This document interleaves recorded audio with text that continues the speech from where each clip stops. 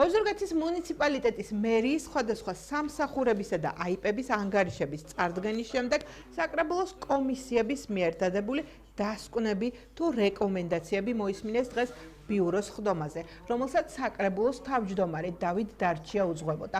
მისივე შეფასებით რიგი სამსახურების მუშაობა დადებითად შეფასდა, თუმცა იყო რეკომენდაციები და რჩევები, რომელიც აღნიშნულმა სამსახურებმა მოისმინეს. დღევანდელ ბიუროზე ჩვენ განვიხილავთ მერიაში არსებულ ყველა სამსახურის ანგარიშებს თუ რა გააკეთეს მას გავნელი წლის განმავლობაში. ეს ჩვენთვის ძალიან მნიშვნელოვანი საკითხია მუნიციპალიტეტისთვის, საკრებულოსთვის, რომ ყველა სამსახურის, მათ შორის აიპების ერთი წლის განმავლობაში გაკეთებული საქმიანობა იქნას საკრებულოს სტომაზე მოსმენილი.